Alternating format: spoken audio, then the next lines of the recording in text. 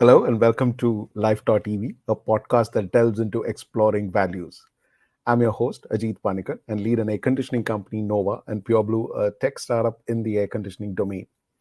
Join us every Saturday at 11 a.m. for conversations that go beyond business growth, focusing on the values that fuel it.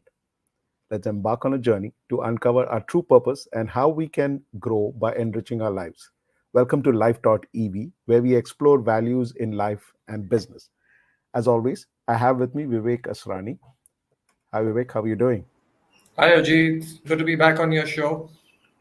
Yes, episode number 35. Wow. Well, Vivek Asrani is the driving force behind Camo Fastener Company, a trailblazing company in the industrial fastener sector. What sets Vivek apart is his deep engagement with the exploration of values. For close to 4 years, he has dedicatedly penned his reflections on this topic every week. These insightful thoughts are accessible on his website, vivekasrani.com. Additionally, Vivek has authored the book One Day at a Time Reflections from Times of Silence, which further delves into his journey and insights. This thought provoking read is available on Amazon and his website, offering readers a chance to engage with his profound understanding of values and their role in both personal and professional lives. In today's episode, we talk on the topic of how we treat people. Vivek, let's hear reflections on this. Ajit, how we treat people, to my mind, goes to the fundamental and the root of how we evaluate ourselves as a person and as a human being, and what defines me as a person. When I ask myself that question, that what defines me as a person and what defines my life, and at the end of my life, how would I like to look at it, and what are the things I would like to see, chances are that the first things that come to mind would be how successful I've been, how strong my relationships have been, what I made out of my life. And all of that is absolutely important. No taking away from that. But there's another element which I think is equally important, which is how did I treat people throughout my life and the different people that I've met in my life. And this is extremely important, Ajit, because it goes to the fundamental principle that every human being is as worthy of our respect as anybody else. Their background, their position should have no relevance in the respect we have for another human being or the way we treat somebody else. And to my mind, the way we treat people really defines our character. In public, we are on our best behavior. With certain people, we are always very courteous, polite, and respectful. But is that the case in every conversation, with every interaction at all levels? That, to my mind, was a very strong feeling which triggered off this reflection. And in this reflection, Ajit, I have really asked questions of myself, and saying that the first question I asked was that, do we sometimes give people the feeling that they are not good enough?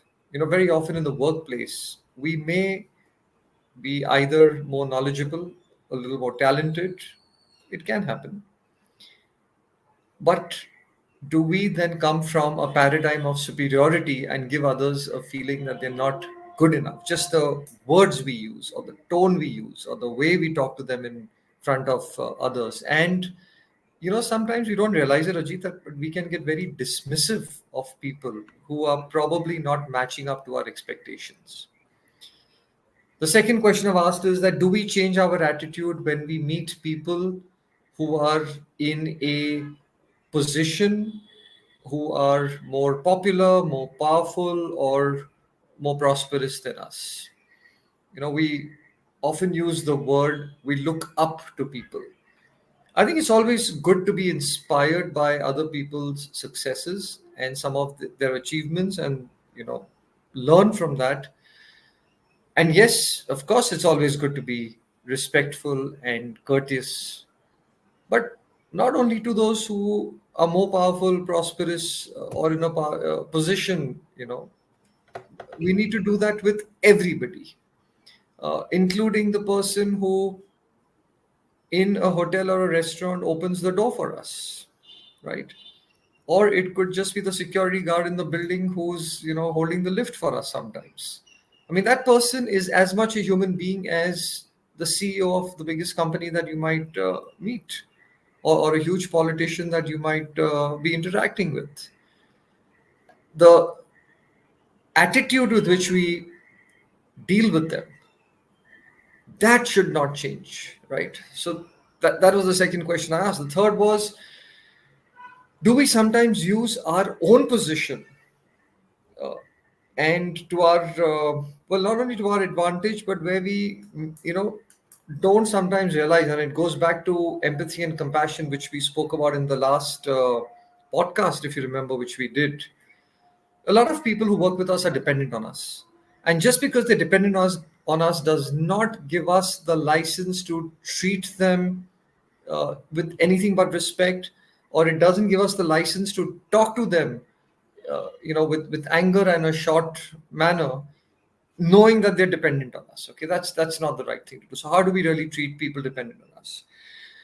Sometimes we don't like some people, and in a larger setting we want to kind of exclude them without making it apparent. So there's a very subtle vibe we give them without on the face of it doing anything wrong. Only we know, and they will feel it and sense it. So we have to be very careful about that as well. And that was the next question I asked. And then is, do we sometimes forget old relationships when we scale the heights of success? That some people who were part of our lives at one part, in our journey, and suddenly we've got a different, we're at a different level, right? We might find ourselves. Now, when I say the word different level, I'm saying that in a very responsible manner.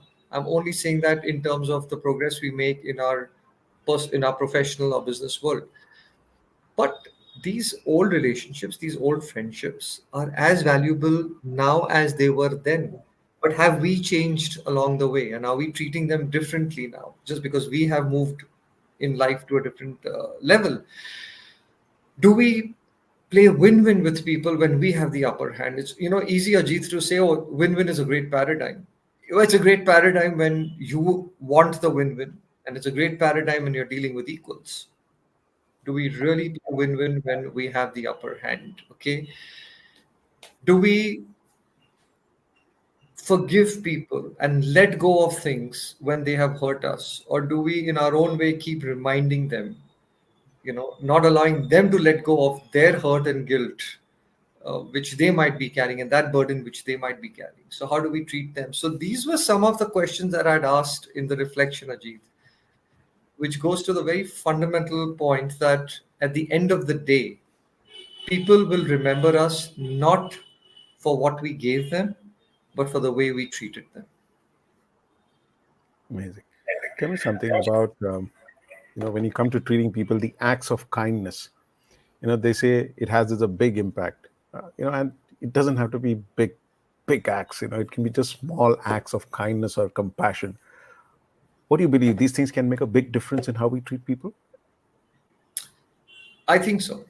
And it also depends where it's coming from, right? If it's an act of kindness, then it has to come from a space of kindness. It has to come from that inner space of love and care. So I'll give you two or three small examples at the workplace. At about 5 o'clock, I would get hungry, right? I've had lunch at 1:30, and by 4:35, I'm hungry. So I would often call for a sandwich. There's a nice canteen in our building, and I would have a snack. And that snack would cost anywhere between, I think, 50 to 60, 70 rupees. And one day in my time of reflection, it just came to me that everybody working in our organization, they've also finished their lunch at 2 by 1:32, and they will not reach home till 7:38 because many of them live quite far away. And I said between 2 and 8, they're hungry, and not everyone will necessarily spend that 50, 60 rupees in calling for a snack every day. So we started a snack system in the office where at 4 o'clock, there is a snack which comes for everybody.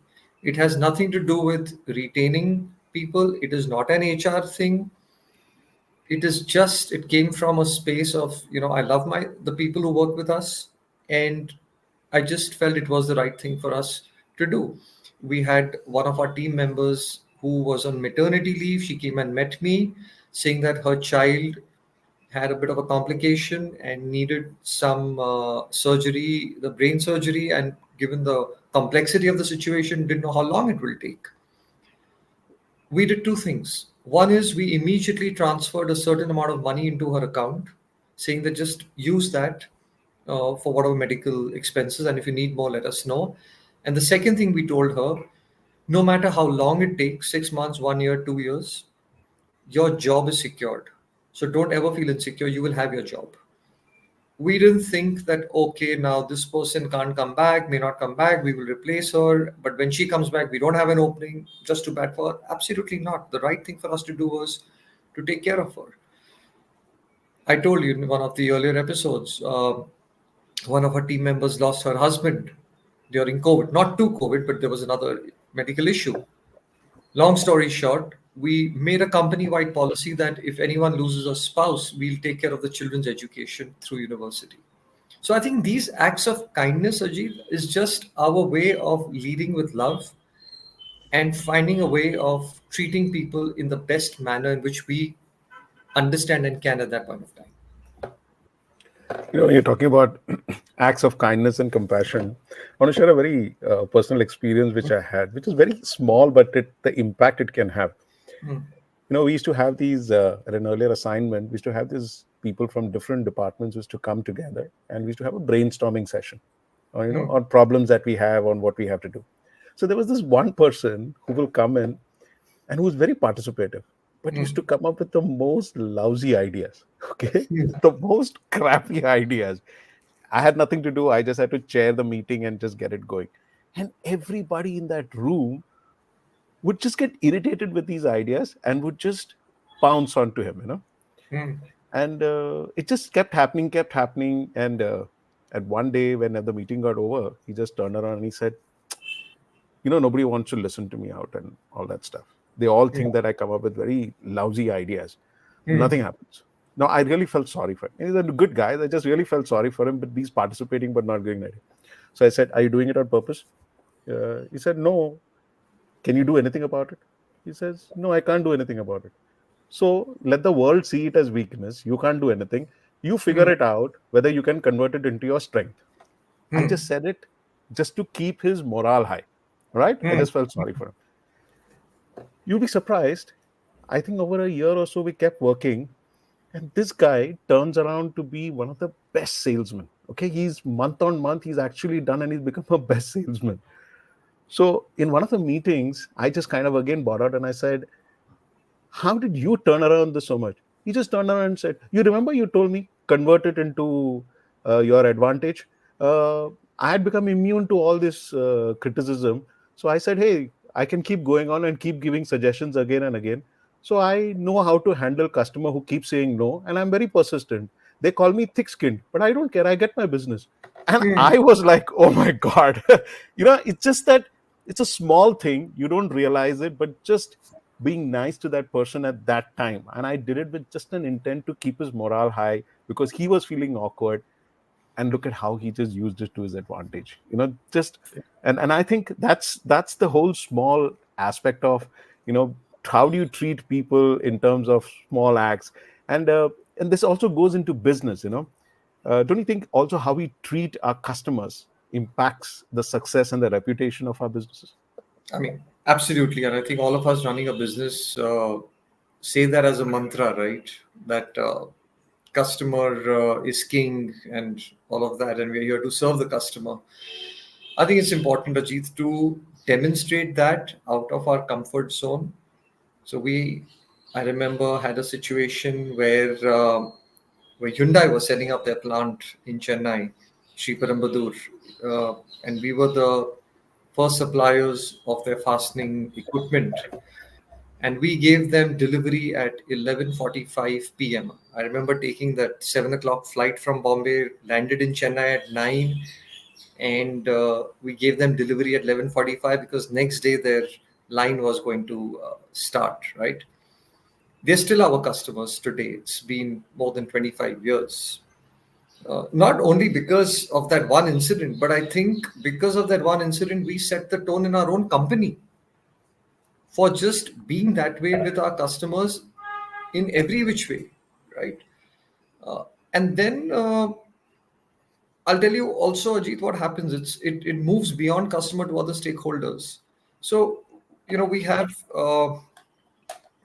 when raw material comes in, we have these men who carry the raw material into the shop floor. They are like an outsourced contract laborers, and they are paid a certain amount for it, right? But it's heavy stuff. So what we've done is we've said, look, you'll get paid whatever we've agreed. That's one side of it. But at the end of that whole 2 hours of putting the material in, we sit them down, we get them a snack, we get them a cup of tea, and we've said you worked hard and this is, we want you to eat something before you head out.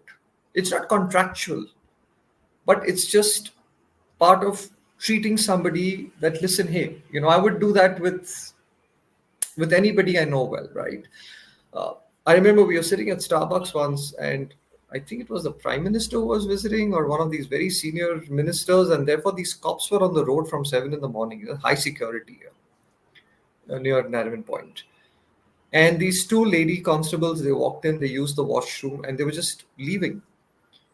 We just asked them that, hey, how long have you been standing out there? And that's how I know her. She said we've been out there since 7 in the morning, and I was there at about 11:30.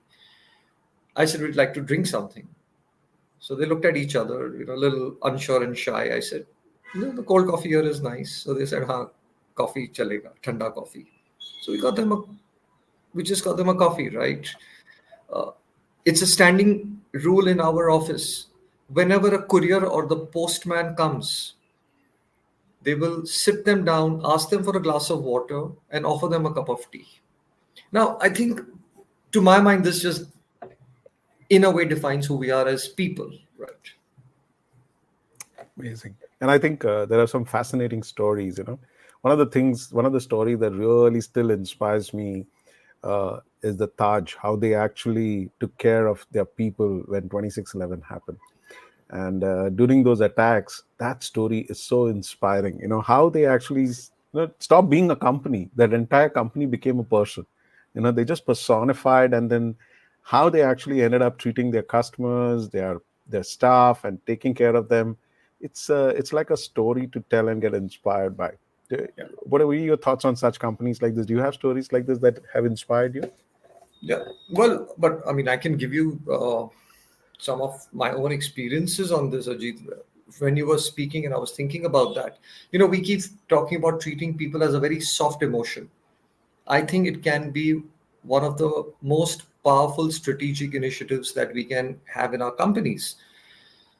So we had somebody who joined us as a data entry person, frontline customer service. Long story short, today heads the entire back end of our organization, not only heads customer care, but also oversees operations, logistics, travels the country, meets our key relationships and dealers, and makes sure that our SLAs in terms of work is at a different level. Now, what did we do? We just treated that person with a lot more responsibility and capability in our minds and said, listen, you can do like 10x of what you're doing, right? We gave that confidence, we gave the empowerment, we gave the trust, and we gave the opportunities. So we treated the person in a particular way and developed for us one of the best managers and leaders that we have in the organization. So I think we need to also use how we treat people as one of the key strategic initiatives and policies in our organizations. So it's not only the Tatas who can do it, we can do it in our small businesses as well. Yeah. Well, that's the time we have. But before we leave, to sum up the discussion, I want to actually share something that I came across just a few days ago. We were talking in a discussion of how small companies have not taken training into our planning. And when we train people, we put so much of effort, and then they leave and they go. And this whole debate was going on, and one of the people said a very interesting thing. He said, train people well enough so they can leave, treat them well enough so they don't want to. Wow. Lovely, lovely, On lovely. that, so, on that note, that's the time that we have today. Thank you for being with us today. And these are thought provoking discussions with some deep insights. Share it with your friends, colleagues, and family. Ask them, what do you think? Spark a conversation and see where it leads. And we'd love to hear from you too. Join the dialogue on our social media platforms. Share your questions, your learnings, and the insights you've gained from this episode. It's through these shared experiences and perspectives that we all grow and learn. So we'll see you next week again on Saturday at 11 a.m. with Life.EV, where we continue our exploration into the fascinating world of exploring values in our life. Big thank you to Vivek for having these wonderful conversations every week. These 20-minute conversations are fantastic, and we have a lot of people who talk about it, and it becomes part of our discussions, even when we meet with a lot of people. So thank you very much. Thanks, Vivek, for being with us every week on Saturday, 11 a.m. And to our viewers, we'll see you next week again. Thank you very much. Bye bye. Thanks, Ajit. Take care. Bye.